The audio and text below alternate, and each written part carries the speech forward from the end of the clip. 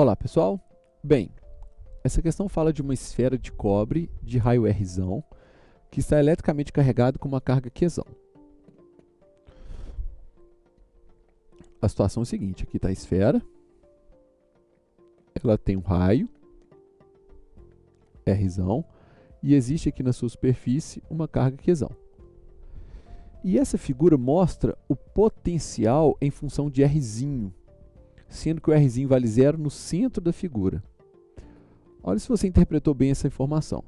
Então é como se houvesse um eixo aqui, olha, partindo daqui. Esse eixo é o valor de Rzinho e ele vale 0 no centro da figura. Então, veja bem, quando o Rzinho, olha aqui no gráfico, quando o Rzinho vale 0, aqui nós estamos no centro da esfera, aí o potencial tem esse valor. Imagine que essa distância aqui fosse 10 centímetros. Se eu marcar 10 centímetros aqui ó, no gráfico, eu pego ele aqui e acho que o potencial tem o mesmo valor. É claro, vocês devem se lembrar que em um condutor eletrizado, no interior dele, o campo elétrico é nulo, mas o potencial é constante. Então é justamente isso que a questão está mostrando. Até que o Rzinho seja igual ao Rzão, ou seja, daqui até aqui, o potencial é constante, tem o mesmo valor. Depois que eu começar a me afastar da esfera, aí eu estou me afastando da carga, o potencial vai diminuindo, como a figura mostra. Ok, uma vez interpretado o gráfico, vamos para as alternativas.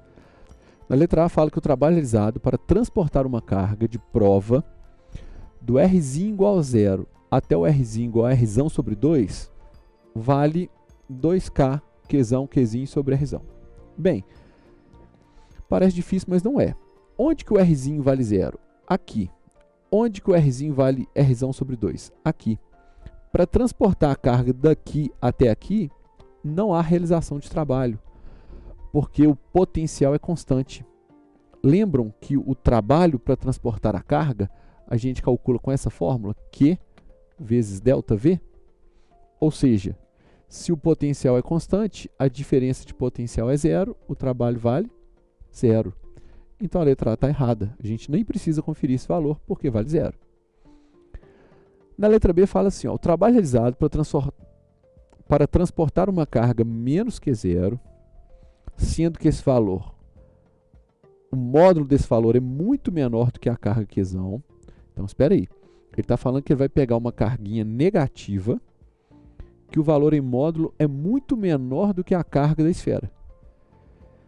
E vai transportar de um lugar em que o Rzinho é muito maior que o Rzão, ou seja, ele vai trazer essa carguinha de um lugar muito longe, olha aqui, ó, o menos Q0, está de um lugar muito longe, e essa carguinha é muito menor do que essa, é isso que ele está falando. Até o Rzinho valer R, ela vai trazer ela daqui até aqui. Ele está falando que esse trabalho depende do raio da esfera. Vamos pensar nisso? Primeira coisa, nesse lugar muito longe, o potencial é 0. E para trazer a carga ao longo desse caminho, o trabalho é Q vezes ΔV. Essa é a parte importante. O ΔV. O trabalho depende da diferença de potencial. O potencial aqui é 0. Mas qual é o potencial nesse ponto? Nesse ponto aqui é o potencial da esfera. E potencial da esfera a gente calcula assim, ó, é K Qzão sobre R. O potencial da esfera é o mesmo em todos os lugares e a gente calcula com essa fórmula. Então presta atenção. O potencial depende do raio. O potencial desse ponto depende do raio. E o cálculo do trabalho depende do potencial dos dois pontos, desse e desse. Então, para eu ter certeza que ficou claro, na hora de calcular o trabalho, eu tenho que subtrair esse potencial desse potencial. Esse de cá é 0, mas esse daqui depende do raio. Então, o trabalho total vai depender do raio. A nossa resposta é a letra B. Bem, eu vou comentar as outras rapidamente. Enquanto a esfera estiver sendo carregada, seu potencial elétrico em função de R tem o mesmo comportamento mostrado na figura. Na letra C, nós temos um erro sutil aí. enquanto essa esfera estiver sendo carregada, ou seja, se essa carga aumenta, olha o que acontece. O valor desse potencial aqui ele aumenta. Então o potencial não fica constante como a figura mostra. Por isso a letra C está errada. Na letra D diz: com as informações disponíveis não se pode calcular a densidade superficial de cargas na esfera. Galera, densidade superficial de cargas geralmente é representado por esse símbolo. E como o próprio nome já diz, é o valor da carga dividido pela área. Essa área que aparece na fórmula é a área da superfície da esfera. Para a gente calcular a área da superfície da esfera, a gente só precisa saber do raio. A área da superfície da esfera é 4π sobre r ao quadrado. Como o raio foi dado, a gente pode calcular a densidade superficial. Por isso que a letra D está errada.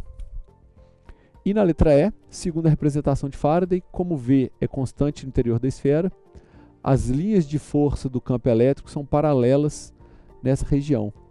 Como eu já tinha dito, dentro da esfera o campo elétrico é nulo, portanto não há linhas de força de campo elétrico.